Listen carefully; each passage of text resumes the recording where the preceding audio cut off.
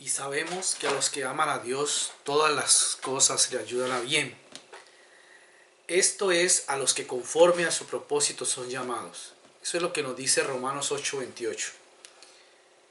Y a veces nosotros nos preguntamos por qué razón tendríamos que pensar que esto es verdad, que todas las cosas nos ayudan a bien, que el Señor en cada cosa que pensamos que quizá es contraria a nuestras vidas, que quizá pensemos nosotros por nuestra estrecha manera de pensar, que vamos a quedar ahí tirados donde estamos quizá en dificultades.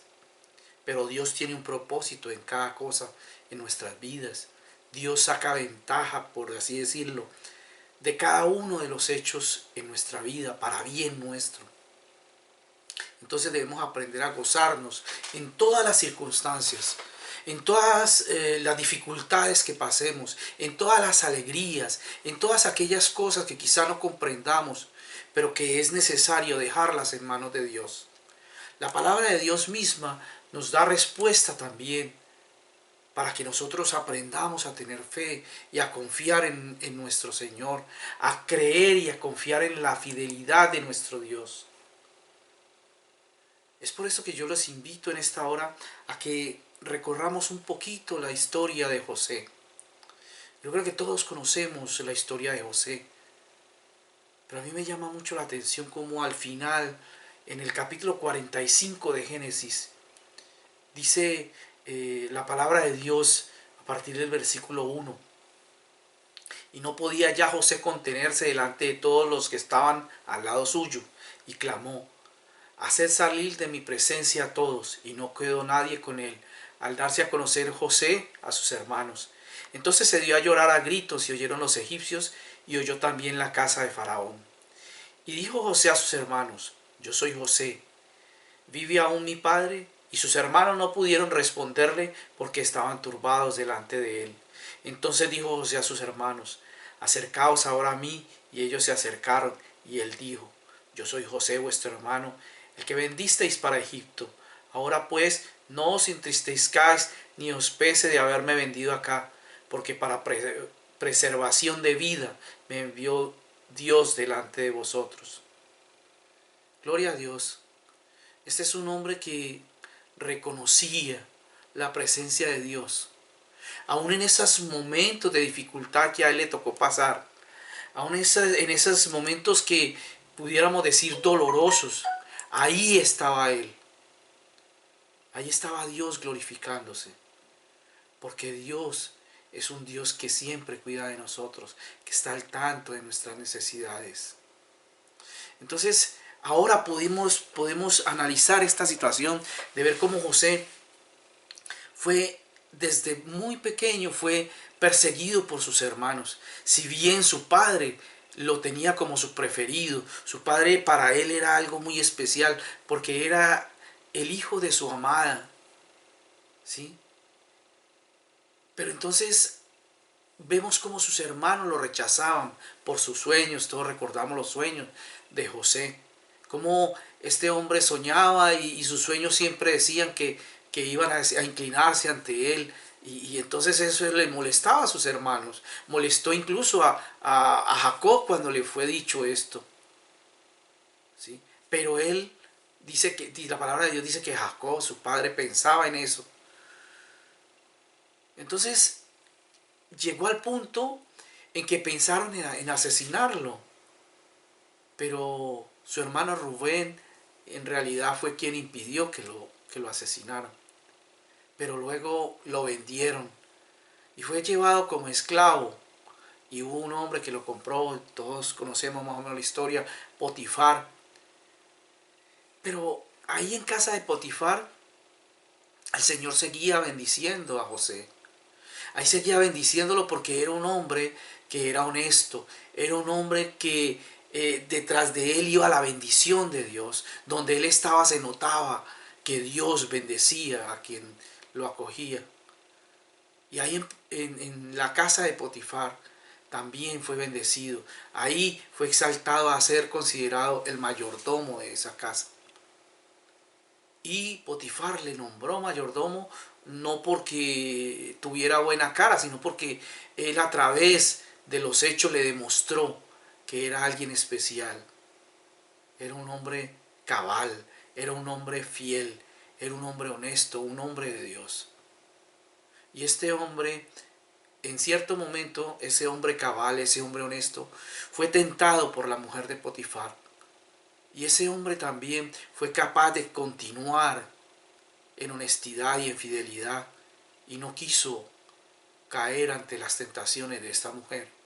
Pero esta mujer urdió un plan para hacerlo caer. Y en una ocasión que José fue a hacer sus cosas en la casa de Potifar, esta mujer lo asedió, quiso eh, tener relaciones con él, pero él lo eludió.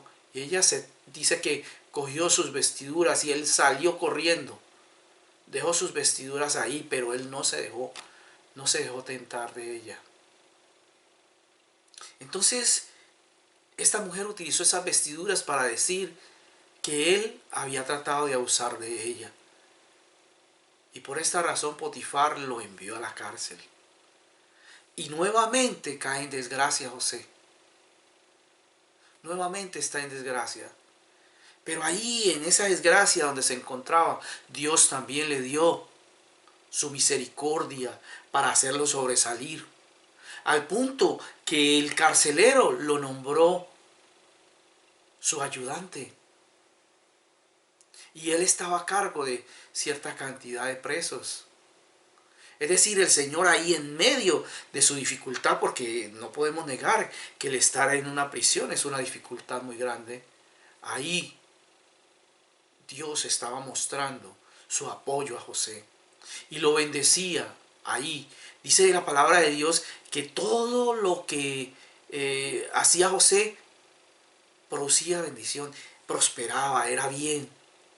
Y que el carcelero no tenía necesidad de prestar atención a aquello en lo cual estaba encargado José, porque ahí todo marchaba bien.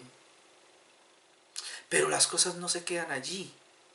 Llega un momento en que llegan unos hombres que eran trabajadores, por así decirlo, de Faraón, el copero y el panadero.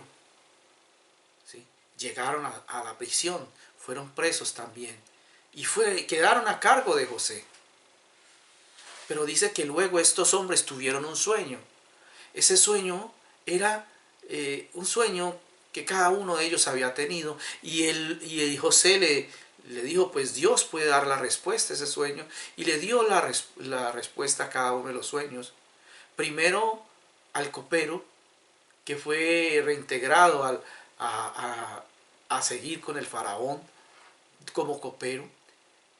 Y José le dijo, cuando estés ahí con Faraón, acuérdate de mí. Este hombre se olvidó. Pero Dios seguía bendiciendo a José. Y entonces el panadero, al ver que había sucedido como había dicho José, que este hombre iba a ser reintegrado, él dijo, yo le voy a preguntar también. Y le dijo su sueño a José. Y José le dijo que iba a ser ahorcado. Y efectivamente este hombre fue ahorcado a los 3 días. Luego sucedió que el faraón mismo tuvo unos sueños y no había quien le revelara esos sueños. Pero en cierto momento este copero recuerda de José y le cuenta al faraón. El faraón manda a llamar a José y José viene y le interpreta el sueño. Y le dice acerca de, eran 2 sueños que tenía el faraón. Entonces se los interpreta y le hace entender que esto se refiere a 7 años de abundancia y 7 años de calamidad. Entonces durante todo ese tiempo durante 7 años va a haber abundancia, pero vendrán 7 años donde habrá una cantidad, o sea, no va a haber nada de cosecha, no va a haber nada de alimento, se va a perder. Entonces hay que hacer algo, y este hombre le dice, bueno, aquí quién más que tú está, y lo coloca como gobernador de todo Egipto. es el segundo después de Faraón. Pero este hombre, siendo bendecido, sigue allí. Pero resulta que él tenía familia, esa era Jacob y sus hermanos. Jacob y el que es el padre de sus hermanos. ¿Sí? Jacob y sus 11 hermanos. Entonces en cierto momento Jacob envía para que le traigan alimentos. Y todo lo que sucede ahí. Pero esta parte que leímos habla acerca de ya al final, cuando ya luego él ha hecho que regresen, que vengan con Benjamín, todo esto. Y sus hermanos se enfrentan a él y sus hermanos le dicen, hemos hecho mal y esto, tal. Pero él le dice, no tengan temor, porque eso que ustedes hicieron pensando que era de mal, ha sido de bien, porque Dios lo transformó para bien, porque Dios tenía un propósito, porque Dios hizo algo maravilloso. Y eso es lo que preserva vidas, los preservó a ustedes y a mí, el que ustedes hubieran hecho eso. Y si pudiéramos regresar al momento en que él era vendido, diríamos, esto es una desgracia. Pero gracias al Señor que conocemos el final. Y eso nos debe llevar, hermanos, a que tengamos fe, a que creamos en ese Dios todopoderoso. Ese Dios que es capaz de cambiar nuestra necesidad más grande en una bendición. Yo no sé cuál sea tu situación. Yo no sé cuál sea tu dificultad en este momento. Pero confía, porque Dios quiere transformar esa dificultad en bendición. Espera en Él y Él va a orar. Que el Señor te bendiga.